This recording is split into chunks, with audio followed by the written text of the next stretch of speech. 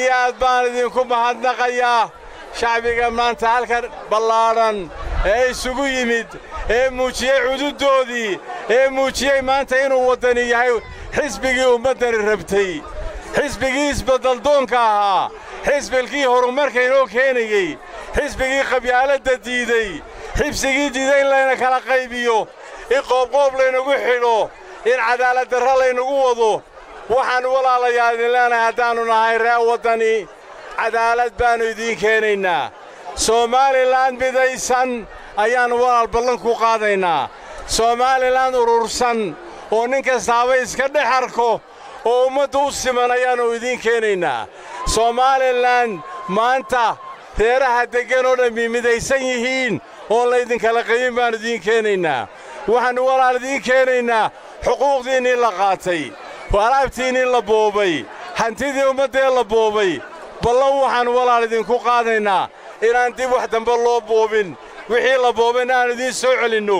oo aannu fartiinnaa maanta kubadda isbeddel weyn ku samayno waddani ha noolaado waddani ha noolaado allaahu akbar allaahu akbar allaahu akbar awdal iyo salal ha noolaato somalilan ha noolaato walaalayaal waxaannu maanta idinka codsanaynaa inaad ku yar iyo ku weyn kaadhkiinna ilaashataan fartiinna codkiinna ku bixisaan waddanka ku xoraysaan waddanka maanta ka xoraysaan boobka iyo burburka aynu badbaadinna iyo dhaca walaalayaal maanta waddankii baynu badbaadinaynaa waynu u gurmanaynaa dadkeennii waa arkaynaa dhibtayna haysataa musuqmaasuqa sicir bararka iyo dhibta badnana maantayna haysataa miyaynu qaxid dambe rabnaa maya miyaynu qaxnaa maya waxaynu doonaynaa nabad iyo waxaynu doonaynaa horumar iskuullo fiican caafimaad fiican waddooyin fiican boorama waa meeshii nabadda lagu abuuray walaalayaal nabaddaasyaannu wadnaa dagaal ma wadno nabad baannu wadnaa waan idiin mahadnaqayaa mar labaad codkiinnaannu doonaynaa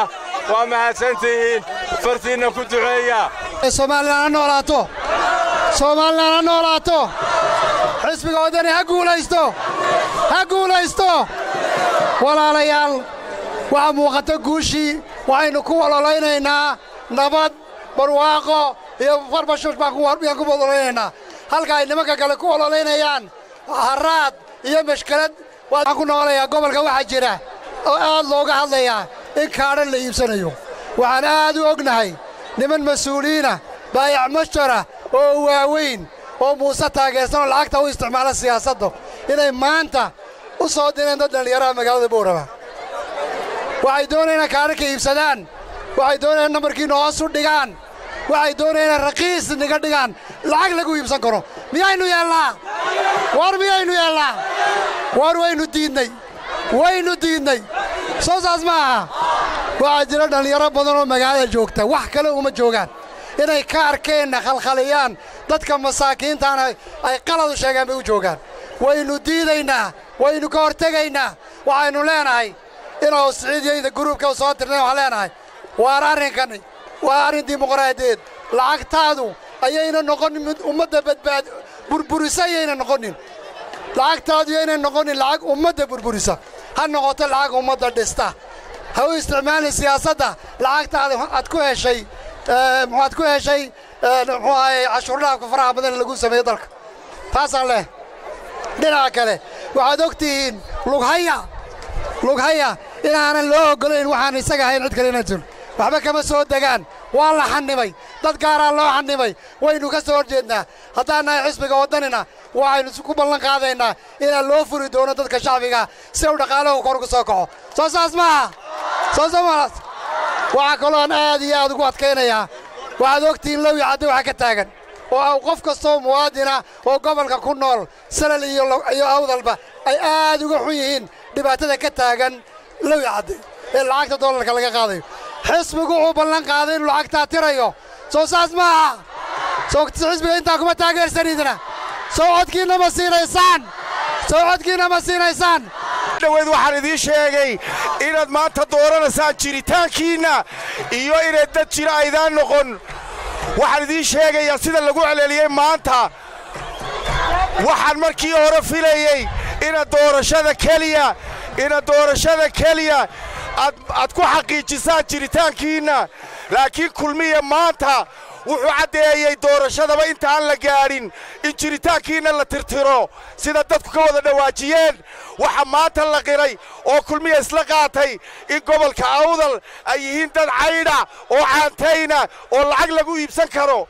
waxaa la rabaa in kaadharkii laynaga iibsado si intaan doorashada la gaadhinba laydiin tirtiro arrintaana waxaa fulinaya wasiirrada ka soo jeeda gobolka awdal oo guulwadayaasha ah ee gobolkan ragaadiyey ee gobolkan dib u dhigay kuwiibaa huteellada jooga oo qabanaya oo kaadhkiinni la wareegaya waxaan u habalyaynayaa wasiirkii